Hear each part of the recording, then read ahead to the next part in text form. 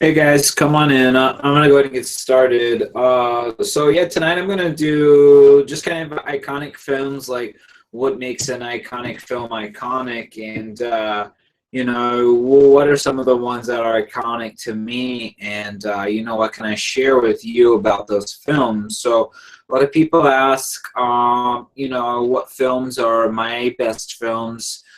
So I'm pretty known to have an eclectic taste and specific desire in my films. I get asked a lot, what particular films do I like? So, um, I watch a lot of films, and a lot of the ones that stick to me are ones that, are unique to me for particular reasons, right? So, in this show, what I've always been talking about is finding the true film you. So, when we answer, it ought not be for the American public, right? So, when you ask me what films that I like and what films are the best films to me, I'm not going to respond in the manner that is like, these are the best films for America. These are America's top 100. These are the films that you should love. Like, so I'm just not, I don't do that approach. I mean, I know that approach. I feel that approach, just like everyone else, right? So it's like when I want to, sometimes I feel like, I want to hide in a shell and kind of not show my vulnerability either, right? So telling your true answer to anything is kind of giving a true side to you. So, depending on who you are, you're weary about who you tell your truths to anyone, right? So I'm not in that frame of mind anymore, right? So I actually do always try to tell my true film self in conversation, right? So I don't feel as though as I need to fabricate an answer that I believe that you think you want to hear. Anyways, right? So I stay out of everyone's heads, and I just try to answer to a true me. So the films that, what's really really funny is and throughout the films you'll see my selection is just like, I'm showing you things that possibly no one has ever even told you about, like the Chasers, the Shocker, like this Monoke film that I was looking for yesterday. Which I still am gonna find for you guys and put in the description, right? But I mean, this is it's all about finding the true you, and just being able to represent that, and mostly, honestly, being able to represent that, confidently. So, those films are, for some reason, those films burn like an image in my mind, So, if you've seen that fucking Will Smith, the bad Will Smith film with this big spider, the Wild Wild West, they cut this dude's head off in that film, and they show like the last thing that was burned in. So they like cut off his head and put his head on like a camera thing and like put a light through it. But anyways, his mind he projects the last image burned into his head. So I mean, when I go and I sift through these films in my mind as we talk through them, as I visit them in my mind, these images are burned. These certain films are burned into my mind, So they are always with me, So, and that's what I mean is what makes a film iconic. What scenario can I produce? Like, so say I'm a writer. How can I write something that is going to be iconic? Like, how do you go in wanting to create material that has such an impact, So is it something that you can do? Like, is that something that people do? Or is that something that just like happened? Like, to what degree? And how can we how can we find more, right? So as I do it the old-fashioned way, I just watch a ton of films and literature, you know. So I don't really get a lot of third-party stuff anymore. You know, not a lot of people are like, "Hey, you know, go watch this or whatever," right? So I wish that was a thing, maybe. You know, like so if you know watching and you have like a really uh, odd taste, possibly you know, send that stuff over. I'm almost down for anything, you know, except bad stuff, but it's hard to tell what's gonna be bad, right? So I while I could I could throw out some examples. I'm down for anything. Go ahead and just shoot it to me. But yeah, I mean, so some of the iconic films that I'd like to talk about, you know, with you guys are going to be odd and strange ones. So I mean, like it just depends on what you're looking for in any film. So for me, what I like to think is that film is an exploration of an experience that I may or may not want to have, depending on how this film goes, right? So you know, it is a good way of explaining things with me getting kind of a first person perspective because I mean we experience it semi right we sort of experience film right so you know you go into a store you buy something you flirt with a chick that was me because I'm living through you as I'm watching this film potentially if I like you right so I mean if you're like some stooge and you know, I don't really like you, then I mean, I won't really want to be you, you know, possibly. But anyways, right? So it just depends on how engaged you are, but mostly about how engaging the story is. I mean, like, you could be the nerd, right? So in Superbad, we are a bunch of really doofus nerds and you know there's the hot chicks are here for you you're the protagonist right so whatever it is that you got stuck with you got to make this shit work so you know in films like that you're willing to combat the shit too right so you know so and that's what I mean is like iconic films are an experience that you get to live and for some reason that experience that you got to live at that very time or at that very moment was special to you, right? So the films and the stuff that I go through were special to me at that time, and then they continue to be throughout time. So a lot of these are very, very timeless for me. I sometimes still grow from the same films, and I always watch the ones that I love, I watch a lot, right? So, St. Elmo's Fire, like Apocalypse Now, Full Metal Jacket.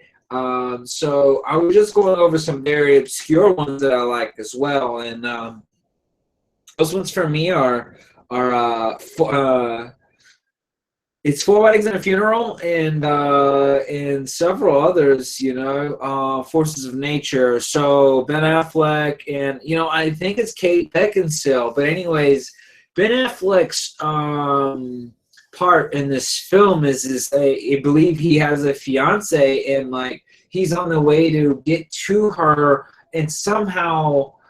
So I might be getting this fucked up with let me look. I hate to. Let me look. Those forces of nature and serendipity that I always fucking because they're kind of like the same film, right? But okay, forces of nature. So it's not Kate Beckinsale. It's Sandra Bullock. I just wanted to make sure. Okay, cool. So Ben Affleck and Sandra Bullock and so Ben Affleck is let's see.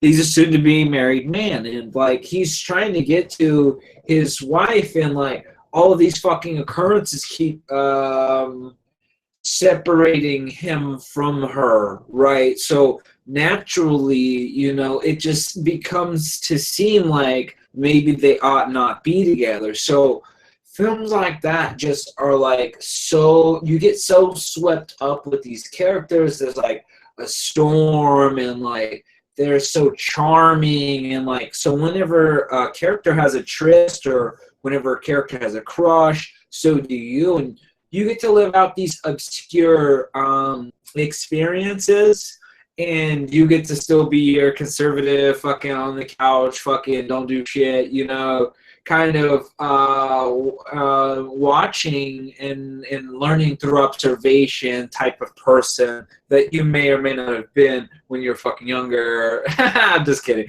Anyways, right? So whoever you may be, these films speak to you for a particular purpose and a particular reason, you know. So, you know, to be able to locate and find those reasons are charming all in themselves, right? So as you can tell, you know, through our conversations, I have an affinity for film in such a way that, you know, it is great films are magical to me, right? So and I've told you guys this before, right? So I feel like I feel like I'm in an abusive relationship, but you know, so much so in the way that it's just like, if these films don't make you cry, or if they don't make you feel attached, that they're not worth watching, right? So, I mean, there are just so many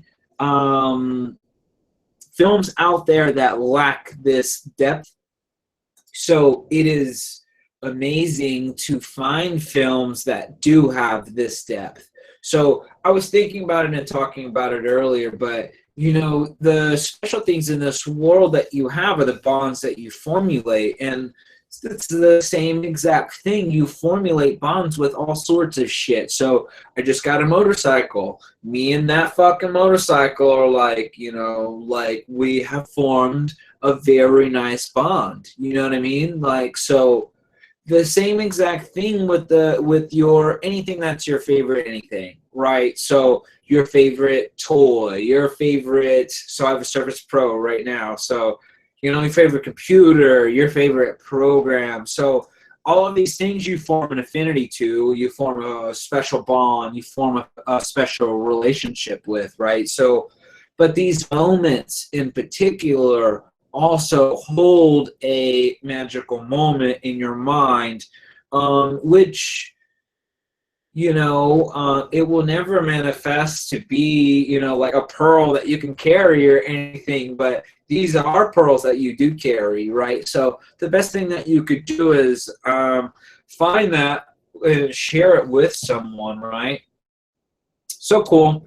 If you haven't seen Forces of Nature, or rather, if you've seen Forces of Nature and you know you think you didn't like it the first time, go back and look for something special, you know, that you can relate to. And that movie was really special for me at the time that I watched it. So it's a film in '99. So like, God, what, I could have watched it in like 2000 or something. It was like, so at that time, let's say I graduated high school in 2004. So what, I was like fucking 10, 11, 12, anyways. So I was very young, right? And pretty sure I didn't catch it in '99. So actually I was in the 8th grade going into freshman year. So, you know, flirtatious films were fun, right?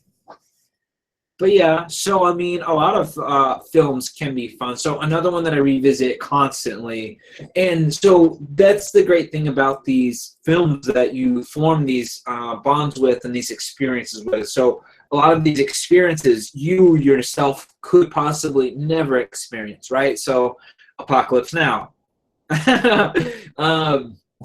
So I constantly go back and watch that film, and then even in Full Metal Jacket. So it's like with all of these films, you can even be these, you can be all of the characters, right? So it's like at times you're this guy, and like in Full Metal Jacket, you might be the fucking the dumbass at times, right? And then at times you might be the guy that's screaming at him, and then at times you might be one of their other random assholes, like you might be the fucking, you know, you might love the drill sergeant, right? So it's just like, who are you at what time? And you know, like we know who we're supposed to be, but you know, it's just like you don't really choose who you have the affinity with or not. So some of it is a choice, some of it is not.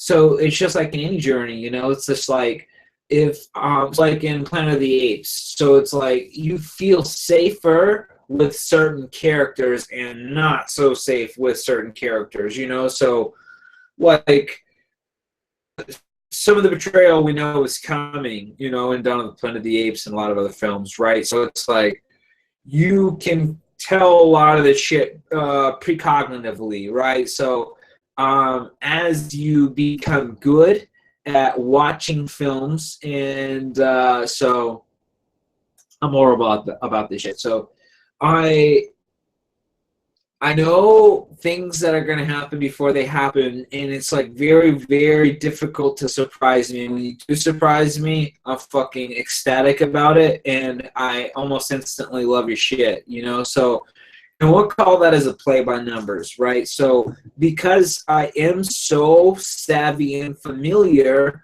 I have formed this algorithm and pattern of how things play out. And I mean, I've got so much practice even on the other side. So I write, right? So I can orchestrate this as well, and these dynamics and these roller coasters just the same. So my deconstruction of it is very precise, and it just fucking happens automatically when I'm watching the films, right? So you know, a lot of shit is like that for me, and it's like I won't even.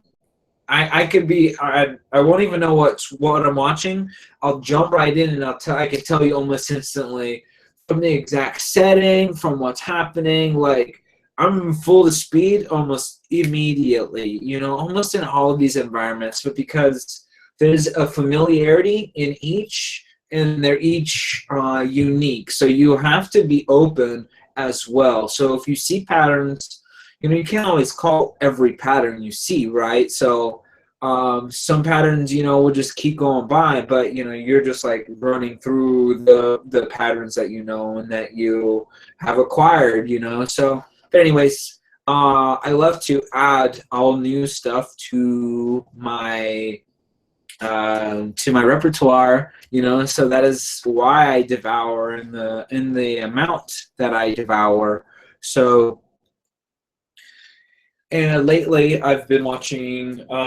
So one of the latest films that I was given by a friend was Princess Mononoke, and I had never seen Princess Mononoke before, and it instantly is going to be one that I enjoy, and I've already watched. I just got it, and I've already watched it 3 or 4 times this week, right? So it was a film from 1997. It was just given to me, so I absolutely know nothing about it. So I don't have this like built up fucking fanboy thing about the director or the studio. So I know Studio Ghibli is a big studio, but you know, honestly, watching the animation was dope. Don't get me wrong, but it was simple at times as well, and that's what made it really good at times as well. So I mean, 97, and I mean, I watched some very comprehensive anime, right? So Robotech for me was from 80s,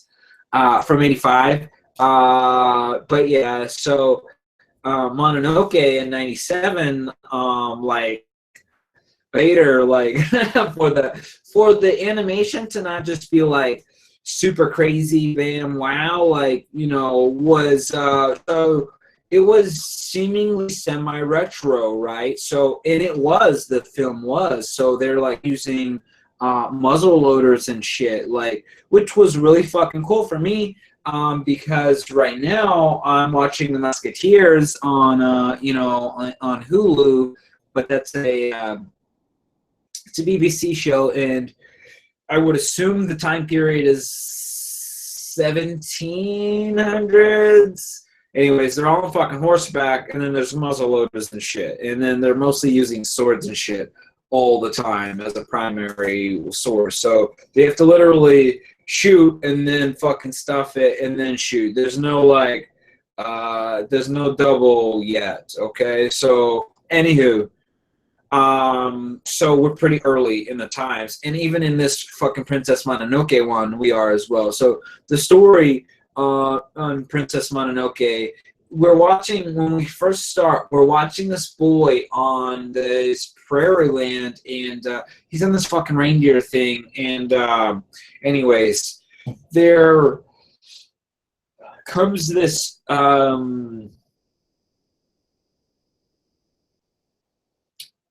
Evil fucking thing that comes to attack the village.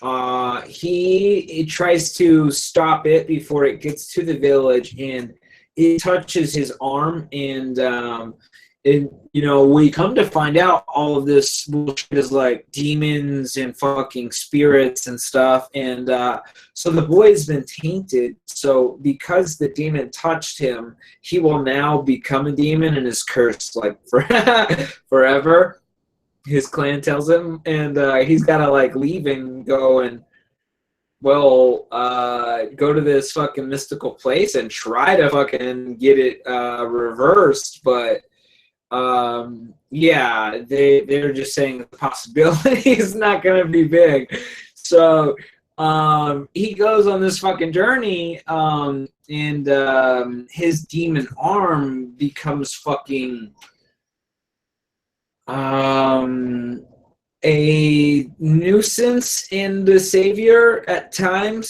So it just does this weird shit, and it starts collecting and doing these odd things. So at times it fucking saves his ass, and then it's really badass though. So the fucking demon arm thing, like whenever he shoots a bow, like he can shoot over there and it fucking will nail the guy's arms off over there. So it's possessed, right? So it's supernatural, what is happening to him. And he's gonna go try to stop this shit. So he's got to go and see this wolf fucking princess girl called Princess Mononoke. And so what ends up happening is there's this massive he is human, and most people that we encounter are human, but there's this overall larger spiritual battle that's going on. And hope to it. That is the height and the buildup is that the humans want the spiritual shit to kind of end altogether, and they have a way of doing this, and it's kind of like killing the fucking spirit of the forest type shit. And so it gets very spiritual and exaggerated at times in that world, and it just is more of kind of a fantasy-ish type world. And so it all reminds me. So once on Hulu, I got the great fortune to watch this old Japanese demonic fucking films, and they were fucking super tits, right? They were really awesome, right? So this whole spiritual fucking waiting until the fucking until the sun goes down and this spirit embodiment comes down and walks upon the earth and shit. And then there's just this fucking plot to capture that fucking thing. And like, anywho, so Princess Mononoke and her werewolves, her big ass wolves, and they're in this constant battle with the humans that are close to the realm of the spirits and humans. So right on that border, there's this town, and this woman who's in this fortified town, castle fucking thing, and this Princess Mononoke and these fucking wolves are like at a constant battle all the time. So this wolf has taken many of these people's men, this girl's men, and because it is a woman who owns that town. And so this boy gets entangled in all of this. So as he's going to try to find this person, Princess Mononoke, and he goes and he finds this town and he befriends this town, and you know, that's what is really fun about war films, and even the Musketeers, and like, so a lot of content that has a lot of warfare shot comes into play. Once people die and shit, like, we kind of let loose of our focus. So friends and allies are oftentimes misconstrued. So this man is allowed to kind of still, he's looking for that princess Mononoke and is open about it. And the woman that is housing him and stuff right now is hunting the one. So it's like there are all of these hypocrisies that we deal with constantly in these war times, but it is mostly because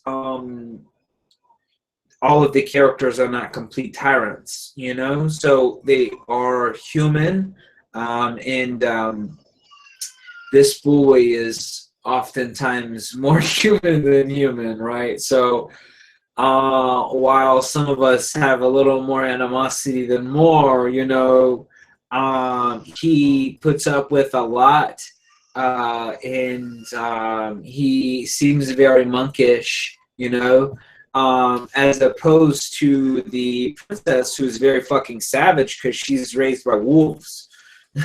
So, anyways, this story is very, it is very special. It is very unique. It is very fun. So if you haven't seen Princess Mononoke, check it out. I'm sure you'd like it. But anywho, I'll post quite a few things in the description of some of the trailers and stuff that I was talking about and the shows that I was talking about. So I'll definitely post some of the forces of nature up there. And I'll try to post a clip or two of Princess Mononoke. So in Apocalypse Now, you know, what I would like to talk about, what I would like to talk about in the future is potentially like what are some of your favorite scenes from these films. So I'll post like mine in the description, which is kind of like what I've been doing for the past couple of ones. Sometimes if I can't find the like good scene, I'll just post the trailer. But in Apocalypse Now, one of my favorite parts is Robert Duvall's part, right? So where they're on that fucking Vietnam beachfront and these motherfuckers are out here trying to surf and shit. So that shit was so like, that part for me was like, and shit was going off. Things like they're like, hold up, like we don't get to see waves like this shit like nowhere. We're touching down and we're doing this shit right here, you know. So that shit was so dope. I love that part so much. But anyways, till next time, guys. Yeah.